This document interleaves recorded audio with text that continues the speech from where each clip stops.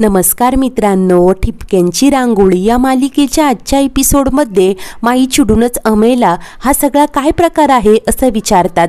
तेव्हा अमेय सर्वांना कशा पद्धतीने तो पार्सल घेऊन पोलीस स्टेशनलाच निघाला होता। वाटेत सौरभने आग्रह करून नाव नसल्यामुळे ते पार्सल उघडलं। त्यातील मोबाईल पाहून त्याला मोह झाला, कारण मानसीचा मोबाईल खराब झाला होता असं सर्व काही सांगत असतो। तेव्हा मानसी म्हणते, मग काय त्यासाठी तुम्ही चोरी कराल का? अमेय गयावया करतच मी चोरी केली नाहीये, मला समजून घे असं बोलत असतो। तेव्हा माई ओरडतच म्हणतात, चोरीच म्हणतात याला, दुसऱ्याची वस्तू त्याला न सांगता घेणं याला चोरीच म्हणतात। तेव्हा अमेय म्हणतो, माई माझ्यावर विश्वास ठेव, चुकलंय माझं। खरं तर तुम्हा सगळ्यांना विश्वासात घेऊन मी हे सगळं सांगायला हवं होतं, आणि विठू काका मला खरंच माहिती नव्हतं ते पार्सल तुमच्यासाठी आहे, नाहीतर मी ते तुम्हालाच आणून दिलं असतं असं बोलत असतो। मानसी आता अमेयच्या हातात तो मोबाईल परत करत म्हणते की मला नकोय तुमच्याकडून काही, याआधीही मी तुमच्याकडून कुठलीच अपेक्षा केली नाही आणि यापुढेही करणार नाही। प्लीज ज्या गोष्टी माझ्यासाठी नाहीत त्या तुझ्यासाठी आणल्यात असं सांगून मला परत देऊ नका असं ती रडतच बोलते। तर माई म्हणतात की आज शर्मेने मान खाली गेली, हेच संस्कार, हे चोरीचे संस्कार केले होते का तुझ्यावर असं ओरडतच अमेयला विचारतात। अमेय मात्र हात जोडत माई आणि मानसीची माफी मागतो आणि चूक कबूल करत म्हणतो की तुम्ही द्याल ती शिक्षा भोगायला मी तयार आहे। तेव्हा आता विठू माईंना सांगतो, माई इतकंही काही बिघडलेलं नाही। तर सुवा म्हणते की हो माई, तो त्याची चूक कबूल करतोय ना, आणि त्याला फक्त त्या क्षणाला मोह झाला इतकंच। तेव्हा माई म्हणतात, अगं मोहाचे हेच क्षण तर टाळायचे असतात, आहे त्या परिस्थितीत सुखी आणि समाधानी राहायला नको का? तर विठू माईंना सांगतो की अगं माई त्यावर नाव पत्ता काहीच नव्हतं, मग तो तरी काय करणार ना। आणि तो आता मानसीकडे येऊन तो मोबाईल देत म्हणतो की ही माझ्याकडून तुला भेट, परंतु मानसी आता नकार देत असते। तेव्हा सुवा म्हणते की आता त्याला आणखी लाजिरवाणं वाटेल असं वागू नका, आणि तसंही बाळा तू या घरात लग्न करून आल्यापासून आम्ही तुला काही दिल्याचं मला आठवत नाही, म्हणून ना दिवाळीची ही भेट घे बरं असं प्रेमाने सांगते। तर विठू आता आग्रह करत मानसीकडे मोबाईल देतो आणि म्हणतो की अमेयवर रागावू नकोस, हे सगळं त्याने तुझ्यावरील प्रेमापोटीच केलं। तर अमेय मात्र रडतच विठूला मिठी मारतो आणि थँक्यू म्हणतो। तेव्हा विठू आता हसतच म्हणतो की फक्त थँक्यू म्हणून चालणार नाही, माझं गाणं ऐकावं लागेल। तेव्हा अप्पू बोलते, विठू बाबा तू खरंच खूप ग्रेट आहे, हां तुझ्या इतकं ग्रेट मी गात नाही, परंतु आत्ता मी सुद्धा गाणार। तेव्हा सर्वजण ओरडत नाही असं म्हणतात। तर आता काही वेळानंतर इकडे बाबी आत्या भास्करशी फोनवर बोलत असतात। त्या म्हणतात की मी इकडे येऊन किती दिवस झाले, तू साधी कुणाची विचारपूस देखील केली नाही, आणि मी तरी सतत तुझ्या चुकांवर का पांघरून घालायचं, आता कारणं देऊन मला कंटाळा आलाय। भास्कर, अरे मी तिथे असताना तुझ्याकडे माझ्यासाठी एका मिनिटाचा तरी वेळ होता का रे? म्हणूनच तर मी इकडे निघून आले। असं वाटलं होतं की मी नसताना तुला माझी किंमत कळेल, परंतु तुझ्या वागण्यात टसूभरही फरक पडला नाही, तुला माझं काही घेणं देणंच नाही। मग असं असताना आपल्या या लग्नाला आणि एकत्र राहण्याला तरी काय अर्थ आहे? आणि भास्कर, मी स्वतःहून तुला केलेला हा शेवटचा फोन असेल, यापुढे जर का वाटलं आणि मुख्य म्हणजे तुझ्याकडे वेळ असला ना तर तू फोन करायचा, मी करणार नाही असं बोलून आता वैतागतच फोन कट करतात। आणि अप्पूने बाबी आत्यांचं हे सगळं बोलणं ऐकलेलं असतं।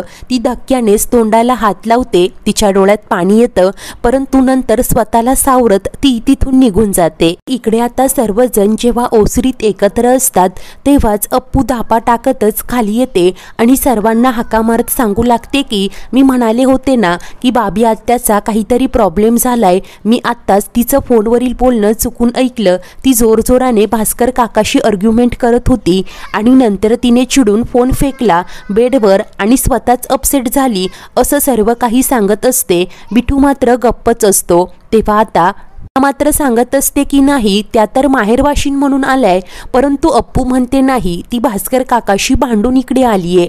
आता विठू सर्वांना शांत करतो आणि म्हणतो की मी सांगू का?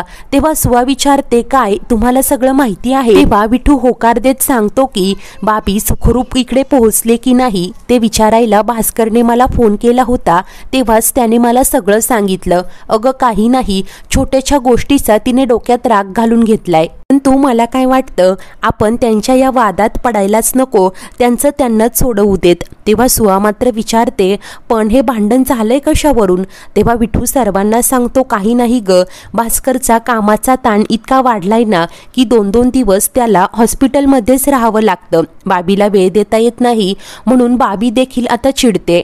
तेव्हा आता माई म्हणतात, मग बाबी वंशांचं चुकतंय कुठे? त्या एकट्या परक्या देशात परक्या लोकांसोबत तरी कशा राहणार ना?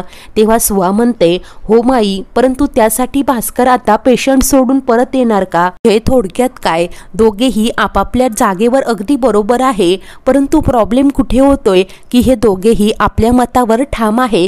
मग हे भांडण मिटणार तरी कसं? तेव्हा पन्ना बोलते, आणि त्यांच्यातील भांडणाची बाबी वंशांनी आपल्याला कुणकुणही लागू दिली नाही, मग हे भांडण आपण मिटवणार तरी कसं? तेव्हा सुवा बोलते, संसारात ही अशी छोटी मोठी भांडणं तर होतच राहतात. कधी कधी एकाने 1 पाऊल पुढे टाकायचं तर दुसऱ्याने 2 पावलं मागे घ्यायची, यालाच तर संसार म्हणतात. परंतु या दोघांचं भांडण मिटवायचं कसं, असा सर्वांनाच प्रश्न पडलेला असतो. तेव्हाच अप्पू म्हणते की माझ्याकडे एक आयडिया आहे, आणि ती सर्वांनाच तिचा काहीतरी प्लॅन समजावून सांगत असते. त्यानंतर रात्री सर्वजण एकत्र जेवायला बसलेले असतात. तेव्हा अप्पू मध्येच म्हणते की गंमत म्हणून आपण एक गेम खेळायचा का? तेव्हा बाबी आत्या म्हणतात, अगं जेवताने काय गेम सुचताय तुला? तेव्हा अप्पू म्हणते की होय, आपण ना हात फोल्ड न करता जेवून दाखवायचं. तेव्हा सर्वच जण आता प्रयत्न करत असतात, परंतु कुणालाच काहीही जमतच नाही. तेव्हाच सुवा तिथे येते आणि हात सरळ करत विठूला गोळी देते. तेव्हा अप्पू म्हणते की हो, एक्झॅक्टली असंच, विठू बाबाने गोळी तर खाल्ली, आणि तेही हात फोल्ड न करता. आता आपण देखील असंच एकमेकांच्या पार्टनरला भरवायचं. तेव्हा अमेय म्हणतो, हो का? आणि बायको आ कर असं म्हणत लगेच मानसीला घास भरवतो. तेव्हा पन्ना बोलते, अगं पण अप्पू, इथे तर 2च जोडपी आहेत, मग बाकीच्यांनी काय उपाशी राहायचं का? अप्पू सांगते की अगं जगात पार्टनरशिप फक्त नवरा बायकोतच असते असं कोणी म्हटलंय? पार्टनरशिप आपल्या जवळच्या प्रेमाच्या माणसात देखील असूच शकते की, आणि या गेममध्ये माझी पार्टनर आहे बाबी आत्या, असं म्हणत अप्पू खुश होत बाबीला घास भरवते. तर माई म्हणतात, आणि माझी पार्टनर आहे पन्ना, असं बोलत त्या समोरच असलेल्या पन्नाला घास भरवतात.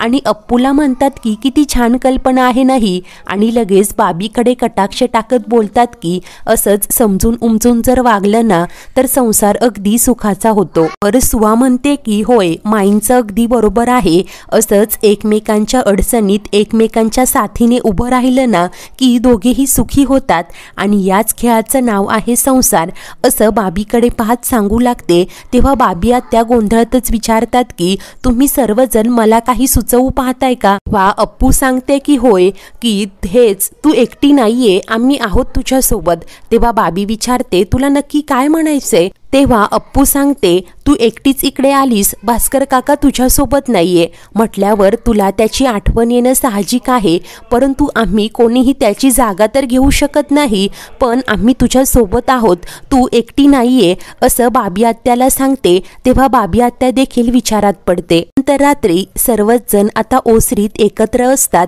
माई आणि सुवाला बाबी आत्यांची खूपच काळजी वाटत असते. माई म्हणतात, इतक्या वर्षांनी बाबी वंशांना त्यांचं प्रेम मिळाले, मग त्यांनी त्याची कदर करायला नको का? तेव्हा सुवा बोलते की परंतु नवरा बायकोच्या भांडणात आपण पडणार तरी कसं ना? तेव्हा विठू म्हणतो, परंतु आपल्याला फक्त भास्करचीच बाजू कळालीये, बाबी अजूनही या विषयावर कुणाशीच बोलली नाहीये. तर अप्पू मात्र टेन्शनमध्येच फेऱ्या मारत असते. ते पाहून सुवा म्हणते की अगं शतपावली बस झाली, पाय दुखतील आता.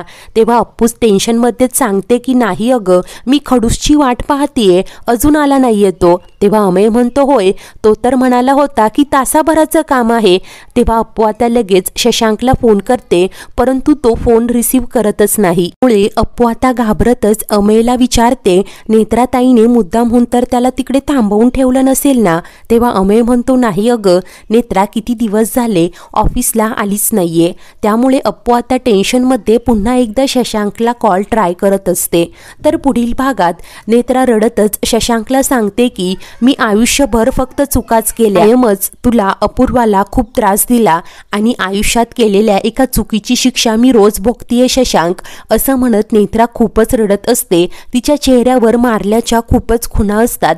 तेव्हा शशांक तिला शांत करत असतो.